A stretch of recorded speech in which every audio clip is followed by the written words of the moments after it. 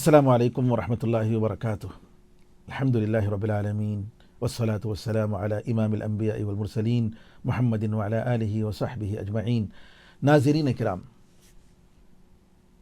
پاک دامنی کے قصے، عزت اور عفت کے قصے انبیاء علیہم الصلاۃ والسلام اور سلف صالحین میں ایسے قصے گزرے ہیں جس کی وجہ سے انسان پاک دامنی کے قصے عبرت حاصل کر سکتا ہے۔ آپ کو سب سے پہلے ان قصوں میں آپ کو علم ہے کہ یوسف علیہ السلام کس طریقے سے اپنے آپ کو انہوں نے بچایا۔ یوسف علیہ السلام کو ان کے بھائیوں نے، ان کے برادروں نے کنویں میں ڈال دیا، اللہ نے نجات دی، عزیز مصر کے گھر میں پلے اور بڑھے، لیکن آزمائشوں کا سلسلہ شروع ہو گیا۔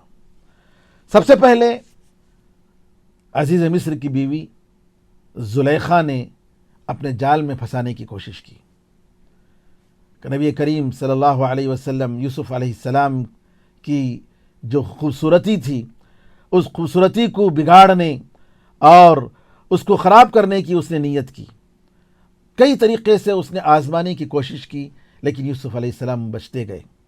آخر میں اس نے ایک ارادہ کیا کہ دروازہ بند کر کے یوسف علیہ السلام سے صاف کہا کہ میں تمہارے لیے تیار ہوں، اور اس طریقے سے نعوذ باللہ وہ برائی کی طرف کھلی دعوت دینے لگی۔ یوسف علیہ السلام، اللہ تعالیٰ نے آپ کو بچایا، اور یوسف علیہ السلام کا ہرگز یہ ارادہ نہیں ہوا کہ یہ غلط کام کریں۔ قرآن کریم میں جو ہم بہا کا جو لفظ ہے، وَلَقَدْ ہمت بھی وَہَمَّ بِہَا، زلیخا نے تو بہت برا ارادہ کیا، لیکن یوسف علیہ السلام نے زنا کا کبھی ارادہ نہیں کیا، کیونکہ اللہ تعالیٰ فرماتا ہے کہ ہم نیک لوگوں کو، اچھا عمل کرنے والوں کو اسی طریقے سے بچاتے ہیں۔ انسان کے دل میں جو خیال آتا ہے، وہ خیال جو گزرتا ہے، اور اس خیال کو بھی ہم کہتے ہیں۔ ہم کے بہت سارے مراحل ہیں۔ جو پہلا ارادہ ہوتا ہے شیطان کی طرف سے جو آتا ہے، اس کو بھی ہم کہتے ہیں، وہ انسان کے قابو میں نہیں ہے، ورنہ یوسف علیہ السلام کی طرف سے ہرگز برائی کا ارادہ نہیں ہوا۔ یوسف علیہ السلام نے فوراً کہا معاذ اللہ، اللہ کی پناہ، انہ ربی، وہ میرا پروردگار ہے، احسن مثوائے، اس نے میرا ٹھکانہ بہت بہترین بنایا، انہ لا یفلح الظالمون، ظالم لوگ کبھی کامیاب نہیں ہوتے۔ فوراً یوسف علیہ السلام اللہ کو یاد کرتے ہیں، معاذ اللہ، اللہ کی پناہ، اور اس گناہ سے بچنے کے لیے بھاگتے ہیں، کمرے سے نکلنے کی کوشش کرتے ہیں، اور وہ پیچھے سے آپ دوڑ کر آتی ہے، اور یوسف علیہ السلام کے کپڑے کو آپ کو کھینچنے کے لیے جب آپ کا کپڑا پکڑتی ہے تو پھٹ جاتا ہے، اور فوراً جب نکلنے کی کوشش کرتے ہیں، دیکھتے ہیں کہ عزیز مصر وہاں موجود ہے دروازے کے پاس۔ عزیز مصر دیکھ کر فوراً پریشان ہوتا ہے، کہتا ہے، سوچتا ہے کیا ہو گیا، یہ کیا ہو رہا ہے۔ اور زلیخا نے، جیسا کہ عورتوں کی سازش ہوتی ہے کہ جب دیکھتے ہیں نعوذ باللہ کہ ان کی چال لوگوں کے سامنے کھلنے والی ہے، فوراً جو ہے بات بدلتے ہیں۔ اس نے، زلیخا نے کہا کہ اس نے میرے ساتھ برے کام کا ارادہ کیا۔ فوراً یوسف علیہ السلام کو دفاع کرنا پڑا۔ یوسف علیہ السلام نے کہا کہ میں نے نہیں کیا، ہی راودتنی عن نفسی، اس عورت نے میرے ساتھ برا ارادہ کیا، اس نے برا کام کرنے کا میرے ساتھ سوچا۔ اس وقت عزیز مصر کے ساتھ اس کا ایک رشتہ دار تھا، اس نے کہا کہ دیکھو، اگر قمیص سامنے سے پھٹی ہوئی ہے تو اس کا مطلب یہ ہے کہ یہ یوسف کا کام ہے، اور اگر قمیص پیچھے سے پھٹی ہوئی ہے تو اس کا مطلب یہ ہے کہ یہ زلیخا کا کام ہے۔ جب اس نے دیکھا عزیز مصر نے کہ قمیص پیچھے سے پھٹی ہوئی ہے، تو انہوں نے کہا انہ من کیدکن ان کیدکن عظیم، یہ تمہاری سازش اور تمہارا مکر و فریب میں سے ہے، اور بے شک تمہارا مکر بہت بڑا ہے۔ علماء کہتے ہیں کہ اللہ تعالیٰ نے شیطان کے مکر و فریب سے کے بارے میں کہا، اللہ تعالیٰ نے شیطان کے مکر و فریب کے بارے میں کہا ان کید الشیطان کان ضعیفا، بے شک شیطان کا مکر بہت ہی کمزور ہے، لیکن عورتوں کے مکر و فریب کے بارے میں کہا ان کیدکن عظیم، بے شک تمہارا مکر اور تمہاری چال بڑی ہے۔ کا مطلب یہ ہوا کہ شیطان کے مکر و فریب سے بھی بڑھ کر عورت کی چال ہوتی ہے، عورت کا مکر و فریب ہوتا ہے۔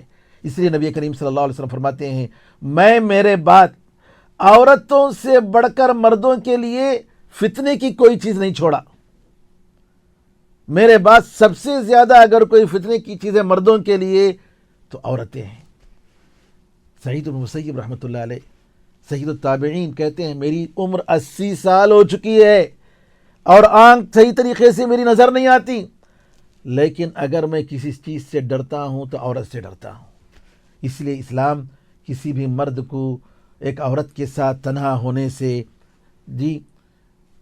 منع کرتا ہے اور حکم دیتا ہے کہ تنہا کبھی کسی ناجائز تعلقات کہیں نہ ہو جائیں۔ اس وجہ سے اسلام یہ کہتا ہے کہ شیطان کے جال میں پڑنے سے پہلے تم اپنے آپ کو بچاؤ اور کبھی کوئی مرد کسی عورت کے ساتھ تنہا نہ رہے۔